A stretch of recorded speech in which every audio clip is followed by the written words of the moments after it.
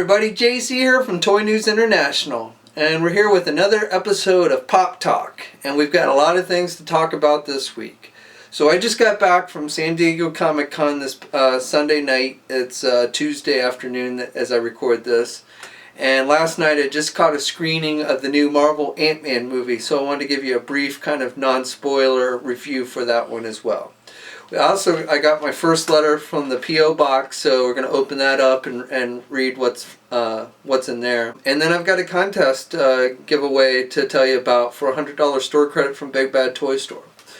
So first off, we'll talk about Ant-Man. So as I said, I caught a screening of that last night, and I've got to say I was pleasantly surprised. I really enjoyed the movie. The movie has much of the Marvel characteristics that we've come to expect from a Marvel movie, the comedic moments, the action, the special effects. But it's also got a really heavy tie-in, more so than I had anticipated, for the Avengers and the upcoming Civil War movie. So I definitely enjoyed that aspect of the movie, I think, the most. So the movie opens up, we get to see kind of a young Hank Pym. I'm not going to give too much away, like I said, I don't want to spoil the movie, but it does open up and we do get a young Hank Pym, and I thought they did a really good job with the special effects of making Michael Douglas look young. And then shortly after we jump to the present. Again, a lot of comedic moments in the movie, good special effects. My favorite scene comes towards the middle, and where Hank Pym sends Scott on a mission as Ant-Man to retrieve something. Again, I'm not going to go into details, but I really enjoyed that scene, I think, the most. It had some comedic moments and just some cool stuff. A lot of some decent cameos, some characters I wasn't expecting to see turned up in the movie. Stan Lee had his normal cameo as well. And 2 after-credit scenes, both of which I would recommend you sit through. One is midway through the credits, which is more for, I think, kind of a lead into the next movie. And then the second one, I actually think the second one is actually more of a preview clip for the next movie, Civil War, as opposed to an actual just regular after-credit scene. So, but definitely I think it's worth sitting through for and watching. Even get, I think our first official a certain wall crawler gets mentioned for the very first time officially in the Marvel Universe movieverse. So that was kind of cool too. So very cool. I enjoyed it. I thought Michael Douglas did a good job as Hank Pym. Even though he's an older Hank Pym, I thought they did a pretty good job of kind of keeping the overall what Hank Pym is and his kind of story. Even though, again, like I said, he's older, they kind of kept that much more intact than I had anticipated that they would. The villain's okay, is maybe the weakest part of the movie, but still fairly enjoyable for the most part. So if you kind of had low expectations like I did going into this movie, I think you're going to be pleasantly surprised. Even if you don't have low expectations, I think you're still going to enjoy the movie. And like I said, it definitely lives up to the Marvel mantle, I think. So moving on, as I said, I just got back from San Diego the other day from Comic-Con, and it was definitely a busy week. A lot of reveals, tons of reveals. I hope you've been following the websites, toynewseye.com, marvelousnews.com, jediinsider.com, and tformers.com for all the latest updates. So I'll have links in the descriptions below to the site's Comic-Con coverage in case you have missed it.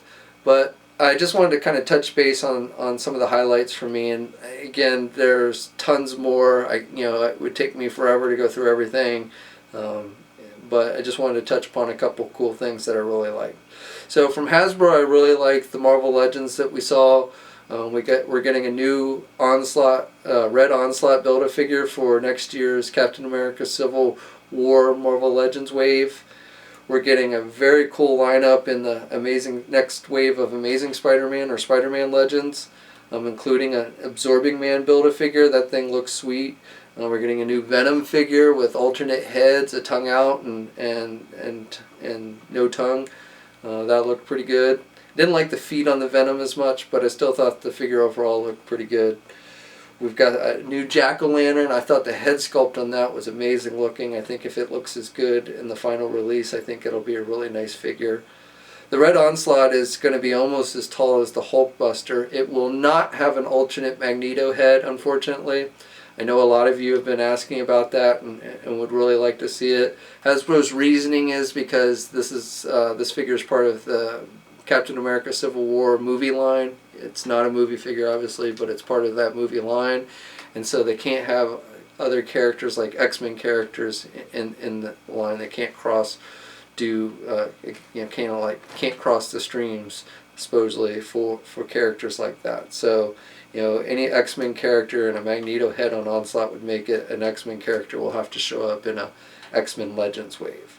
And I know a lot of you have been asking, when are we going to start seeing more X-Men Legends? Well, the truth is, according to Dwight, probably at the earliest is going to be toward around the time of the release of the next movie. And then, probably just from the indications I've been getting, it's probably not going to be like an extensive thing. It's probably just going to be like a wave of X-Men like we saw last year with the Toys R Us wave, so probably a store exclusive wave, something along those lines.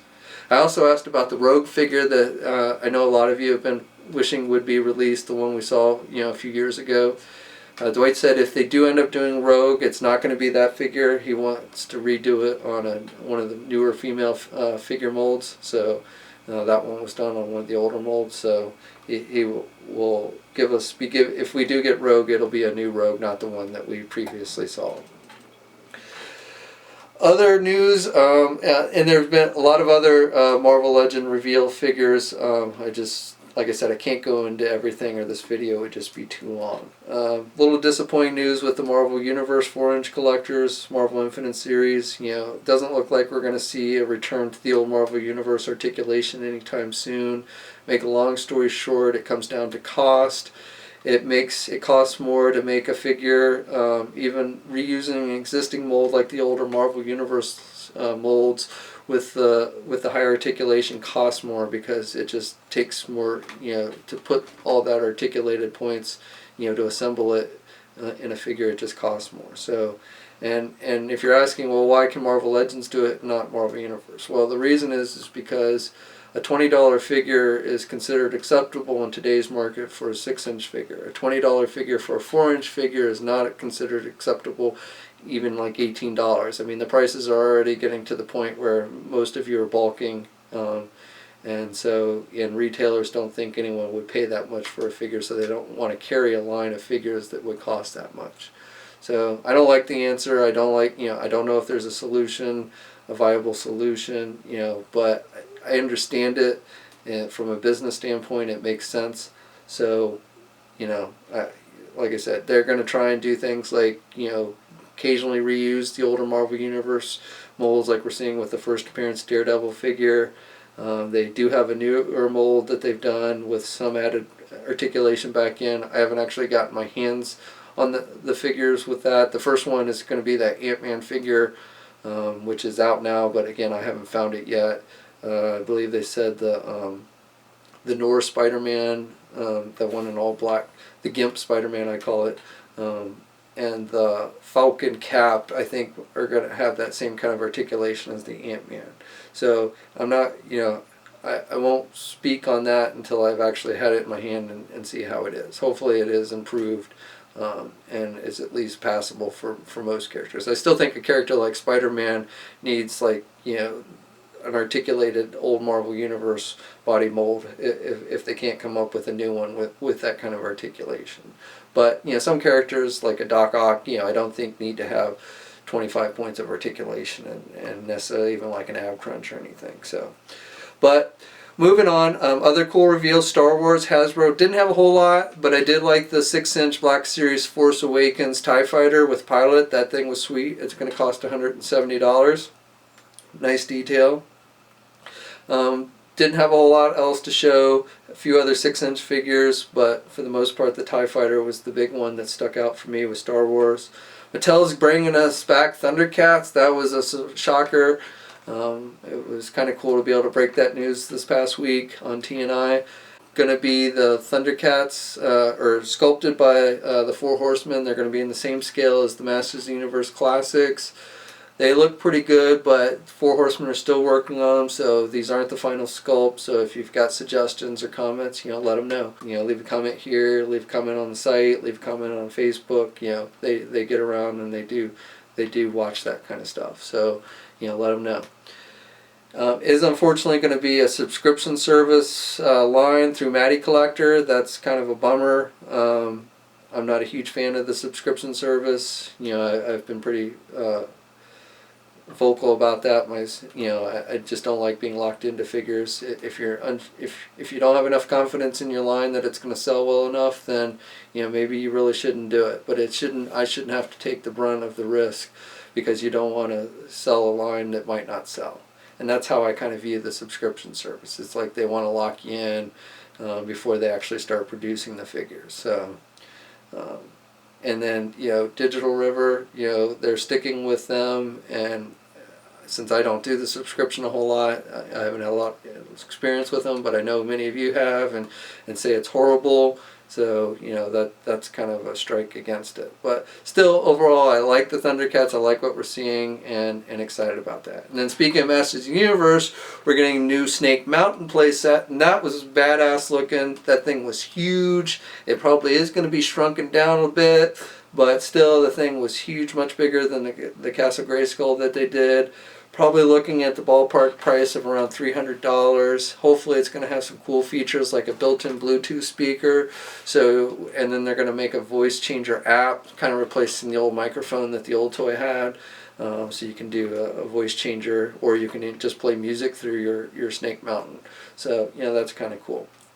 They're launching a Filmation line, which is kind of re-releasing the older figures like He-Man, Teela, Beastman, Trapjaw, those, but with the Filmation look, colors, and everything. And I thought those figures looked really good too. And since I missed out a lot on the older figures, I've got a few Masters of the Universe, but again, because I'm not a fan of subscriptions, I don't have a lot of them. So I'm actually, and my exposure to He-Man growing up wasn't really with the toys. I didn't really collect the old He-Man toys, but it was through the cartoon.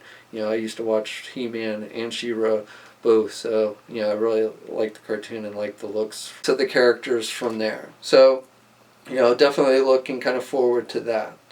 NECA Toys had some great stuff. A very cool looking Hulk, 18-inch Hulk from the Avengers Age of Ultron. Hot Toys had an incredibly looking large ass TIE Fighter in their 12-inch scale. Classic TIE Fighter, but that thing was huge. That definitely seems to be a theme this year, is large toys.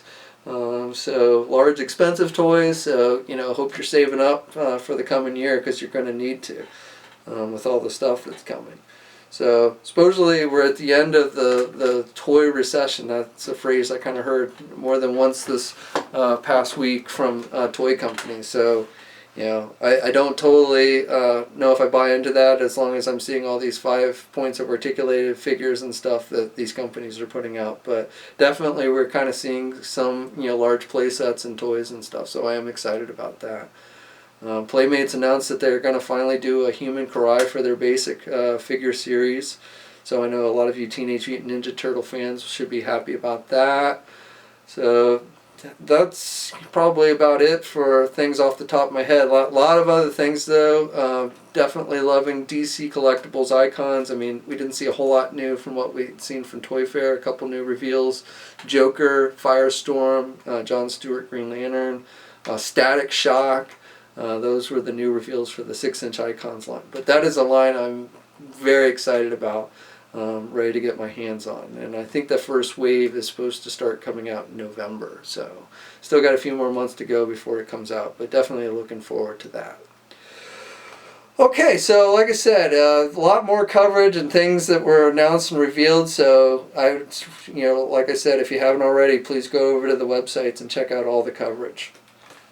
So that brings me to my letter that we got in my P.O. box. I announced 2 episodes ago, I think, that I'd launched a P.O. box, and strongly urged any of you to send in questions, artwork, anything like that. So I got my first letter. It comes from a Justin from, looks like, Dallas, Texas, and so let's see what Justin had to say. Could be a hate letter for all I know. See. I think I'm going blind. Must be getting old.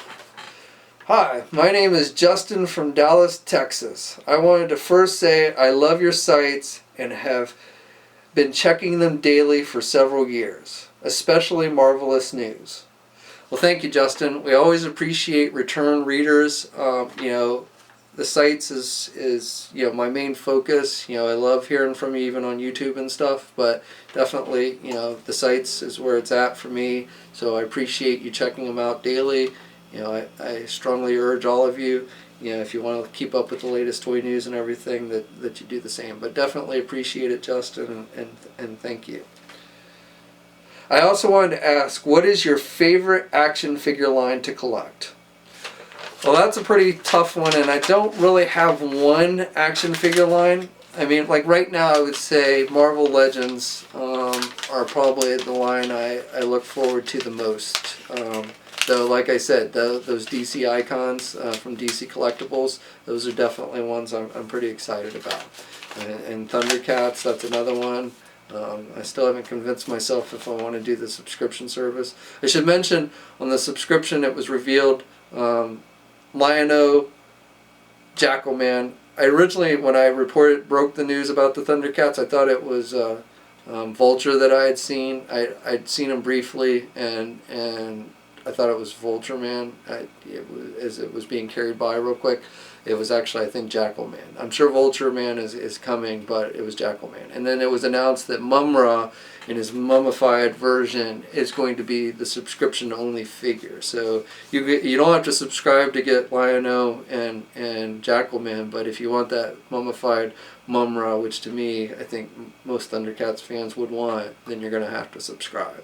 So I still haven't convinced myself if I want to subscribe or not, but anyway, going back to your question, Justin. So those are lines that I'm either am enjoying right now or looking forward to collecting. But there's always going to be a place in my heart for Star Wars, G.I. Joe, and Transformers. Those are the three original toy lines that I collected as a kid and have probably collected off and on throughout most of my life. Like I said, I was never much into He-Man. I didn't really collect Thundercats. By the time I watched the Thundercats cartoon all the time, but I wasn't an original collector of Thundercats. Same with Teenage Mutant Ninja Turtles. When I was growing up, it was Star Wars.